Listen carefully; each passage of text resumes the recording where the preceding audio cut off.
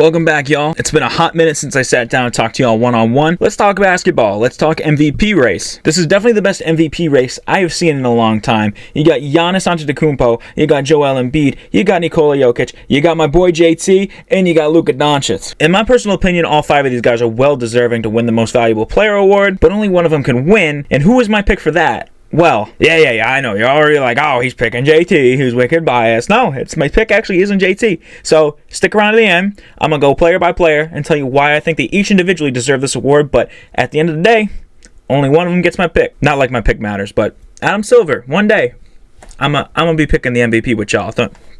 You can count on that. So starting off with Luka Doncic. Luka Doncic is actually having a great year himself. I mean, as always, the guy's nearly averaging triple-double. He's got 33 points a game, 9 boards, 8 assists roughly. He's got a steal and a half as well. Why do I think Luka Doncic deserves the MVP? Because he's having a great year. Why do I think he doesn't deserve the MVP? At the same time, his team performance is just not there, man. Yeah, I know they've battled injuries. It's kind of flip-flop in the team chemistry. They just got their hands on Kyrie Irving. You know, it's a little weird. Like, I get it. It just sucks that team performance plays a factor in whether or not you get league MVP. I hate that so much because you could come in last place, your team, man. You could come in last place but average 40, 20, and 10, and you probably won't even win. Like, they ain't even going to talk about you. Like, that's how annoying the MVP race is. So Luka Doncic is currently 5th in the race for this reason, solely this reason, because his team is literally 8th place in the Western Conference. Like, let me take a look. They literally have 35 and 35 record, currently in 8th place. They will make the playoffs, and they're one of those sleeper teams. Like, we have a very competitive Western Conference this year, y'all. Like, I'm looking forward to these playoffs,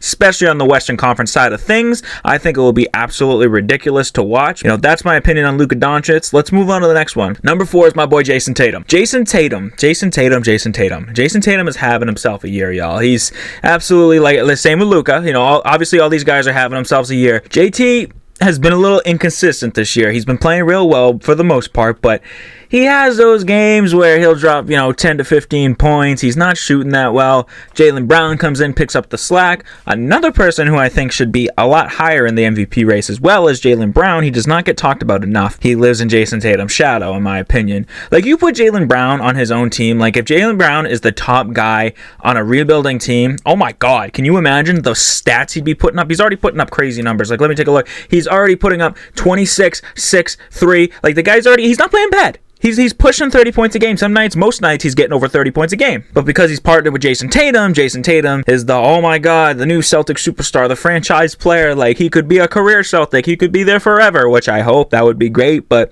at the end of the day, Jason Tatum has a great supporting cast. That's my thing. That's why I don't pick JT. JT has a great supporting cast. You need to put Jason Tatum on a team like the Milwaukee Bucks, which we will get to in just a moment. You need to put Jason Tatum on a team like the Milwaukee Bucks, where you are the guy. Like, you are the guy. Like, no question. Like, down by 2, the ball is going to you every single time. Like, you are winning us these ball games if the ball is in your hands. Like, the Celtics have the deepest team in basketball by far. No question, we got the deepest team in basketball. Like, you look at the starting point guard position, Malcolm Brogdon starting. You also got Marcus Smart. Marcus Smart, insane defender, insane guy to have a court. The guy's plus minus when he's on the court is absolutely ridiculous. The 1-2 punch of the shooting guard, Jaylen Brown, Derek White. Both those guys can go off any given night. The forward position is stacked. I'm not going to sit here and rant and rave about Grant Williams by any means. I mean, the guy can't even buy a free throw, and we've seen that. But you got Jason Tatum, Grant Williams. You got Blake Griffin also as well. I mean, he's not really a small forward, but y'all got to mean the forward position in general. Sam Hauser, who's on the come up. The guy stripes it from 3 anytime he gets the ball, which is absolutely crazy. Moving to the 4, you got Al Horford. Just picked up Mike Muscala, Money Mike. Guy's money from 3, can rebound.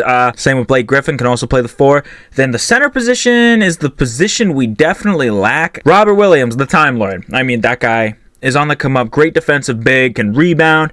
I love myself Robert Williams, man. That guy is an absolute stud. But we need that solid backup center, which we just don't have at the moment. That guy you can rely on. I know this is an MVP video, but I also love talking basketball. I just love talking about these teams in depth a little more because I watch basketball all day, every day. Y'all know me. But moving back to Jason Tatum, I'd love to see Jason Tatum win it, but I just don't think he's going to win it for 2 reasons. One, he's got some stiff competition. Y'all know he's got Giannis and Jokic to go up against, as well as Embiid. Like, a lot of great bigs. The centers have definitely been favored in the last couple of years, and nothing wrong with that. Like, the game is evolving and changing, which I love. But Jason Tatum has a great supporting cast. If Jason Tatum was on another team, if Jason Tatum was the solid number 1 go-to guy, Like, it's no question he'd get it because the Celtics, I don't think we're in first, not at the moment. No, we are 48-20. We're 2.5 games back of the Bucks at the moment. I also just realized the Bucks clinched the conference. No, I'm just playing with y'all. I ain't that mad. But the seeding don't matter. 1, 2, whatever. Like, we'll still have a good playoffs. I'm looking forward to it. But moving on, I rambled on. Sorry, y'all can see I'm a Celtics fan. I rambled on about the C's way too long. Number 3 in the race for MVP is Joel Embiid. Joel Embiid, man. This guy, best center in the game. Don't at me. Best center in the fucking game. The guy is impossible to stop. Averaging 33 and 10, double-double, as he should be. I mean, the guy is 7 feet tall, 280 pounds of just pure meat machine. He can pass the ball a little bit, too, as well. Shoot the three a little bit. Defend. He can do it all. Joel Embiid can do it all. I mean, it's evident that Joel Embiid is very crucial to the 76ers' success, because we've seen when Joel Embiid is out, when he's injured, he doesn't play. The Sixers, man, they can't get it together. He is so crucial to that team's success. The way the offense runs the ball, so much of it revolves around Joel Embiid. I saw a crazy stat the other day. The number might be a little off, but I'm probably in the ballpark here. Since early December, when the Sixers were 12-12, since that point, the Sixers have gone 34-10. Like, they're on an insane run. Absolutely insane run. They've been playing great basketball. And Embiid has stepped it up. Harden has stepped it up. I mean, even Tyrese Maxey has been going a little crazy, you know what I'm saying? But Joel Embiid definitely deserving of this award. But let's move on to the last two. Nikola Jokic, man. I love the Joker, dude. I love that guy. I know I said Embiid is the best big in basketball, but oh my God. Jokic is so close right there with him. Those two are neck and neck, absolutely, while they're both in this race. We've just been blessed. First of all, not to mention, Nikola Jokic is a second-round pick. 11th pick of the draft 2014. This guy is a second-round pick, and he has blossomed. Absolutely blossomed into this freaking stretch big that can do anything. See, he's not scoring as much as there. He's got just under 25 points a game. That's all right, though, considering 11 boards a game, 10 assists per game. The guy's having a trip dub. The guy is averaging a trip dub, y'all. That is so hard to do nowadays. To average consistently, night in, night out, you're getting at least 10, 10, and 10. Every single night. You gotta put your body on the line for that, man. It's insane what this man is doing. Not to mention his hard work and success has put his team up 4.5 games on the Kings in the Western Conference. They're 46-23. The Nuggets are probably gonna finish in first place. I think this could be their year, absolutely. I mean, the West, you just don't know. There's so many stacked teams, like especially with the Suns being in fourth. They just got their hands on Durant. You got CP3, Durant, Booker, Ayton, all those guys. Dude, I don't know. I really don't know what the West. I can't even pick a clear winner.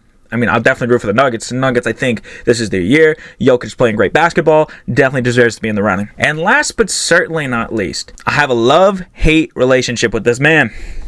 Giannis Antetokounmpo, the Greek freak himself. Like I said, love-hate relationship, being a Celtics fan, because every time we play him, the guy torches us. It's tough. It's tough to watch, but at the same time, playing great basketball. 50-19. Fastest team to 50 wins this year, the Milwaukee Bucks. Remember what I said earlier about Jason Tatum having a great supporting cast? Giannis doesn't.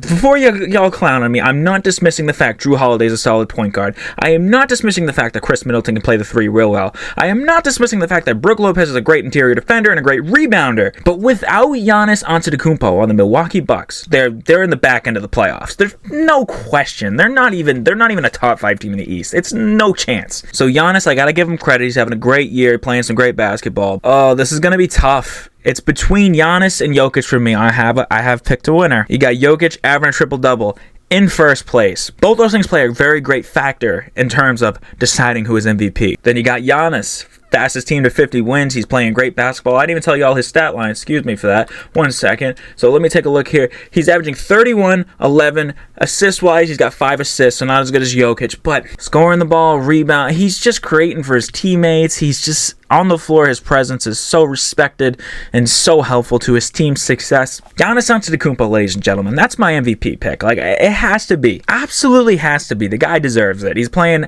great basketball this year. And as much as I hate to say it, very well could go to the finals. Absolutely. Like, I'm not going to sit here and say the Celtics would absolutely bounce the Bucks, because they wouldn't. That'd be a 6-7 game series all day long, and the Bucks could very well win. So I'm going with Giannis Antetokounmpo, ladies and gentlemen. Hey, y'all, remember to drop a like if you enjoyed the video. Also, subscribe to the channel if you are new, because we are just basketball fanatics out here. I'm having so much fun talking ball with y'all. Let me know in the comments what I should talk about with y'all next. Also, let me know what kind of rebuilds you want GM Teebs to do. Any 2K challenges. Thank y'all for watching, and I'll see y'all soon.